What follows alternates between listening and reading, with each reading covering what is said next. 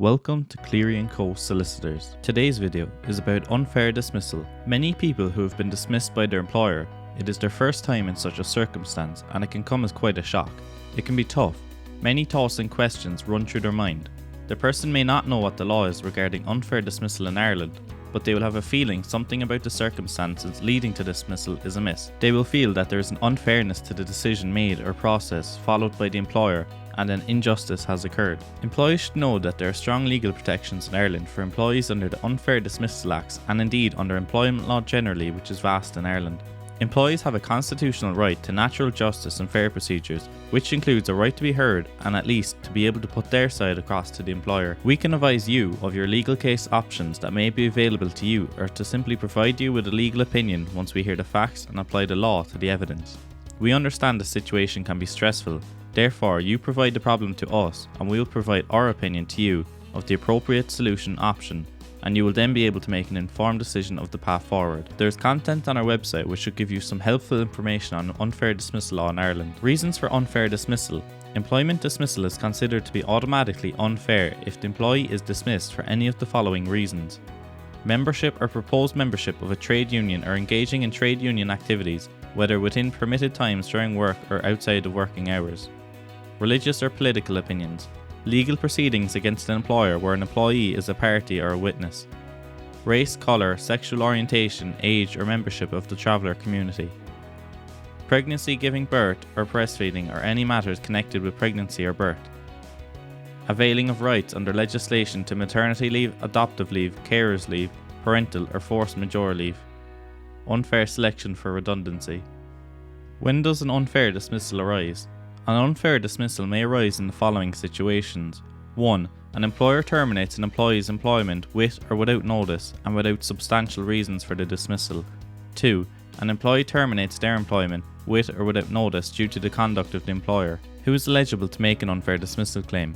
An employee who has at least 1 year's service, is employed under a contract of service, a dismissal occurred. An exception to this rule is constructive dismissal, where the employee resigns. If an employer disputes the fact that a dismissal took place, it is the responsibility of the employee to prove that it did occur. Subsequent to proving the dismissal, the claim proceeds to the next stage of deciding if the dismissal was fair or unfair. At this stage, the onus is on the employer to prove it was fair, except in the case of constructive dismissal, where the onus is on the employee to show that the conditions of employment were such that they had no option but to leave. Time limit in unfair dismissal legal action. The time limit for beginning a claim for unfair dismissal is 6 months from the date of the dismissal. If there are exceptional circumstances, you may be allowed to extend this period to up to 12 months from the date of dismissal. However, these must be exceptional circumstances. Saying you did not know the law will not suffice. The date of dismissal under the unfair dismissals legislation is the date on which the notice you were given expires. You are entitled to a statutory minimum period of notice. If you have worked at least 13 weeks for your employer, your written contract of employment may provide for a longer period of notice. Equality law legislation. Employment equality legislation prohibits dismissal based on any of the following 9 grounds for discrimination: gender, civil status, family status, age, disability, religious belief, race, sexual orientation, or member of the traveller community. If one is dismissed by reason of one of the above mentioned grounds, the person may have cause of action under the Equality Acts legislation. Unfair dismissal remedies. If you are successful in your claim for unfair dismissal, the body that heard your claim may award you with one of the following remedies. Reinstatement. This means that you are treated as if you had never been dismissed. Not only are you entitled to loss of earnings from the date of the dismissal to the date of the hearing, you are also entitled to any favourable changes in the terms of employment during that period, and for example, pay rises. Re-engagement. This means that you will be given your job back but only from a particular date, for example, the date of the decision in your favour. This means that you will not be entitled to compensation for any loss of earnings. Compensation. It is essential to note that the compensation is only awarded in respect of financial loss. You cannot therefore claim any compensation for such matters as injury to your feelings or stress caused by the dismissal.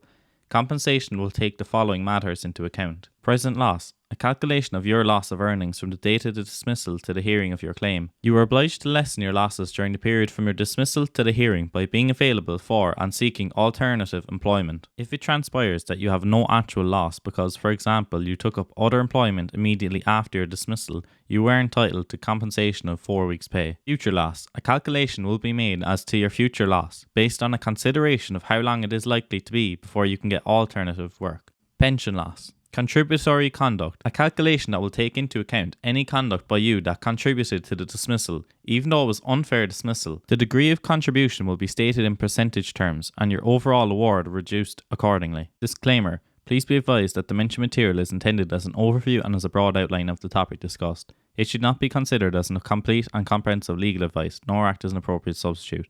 Due care has been taken in the publication of this video.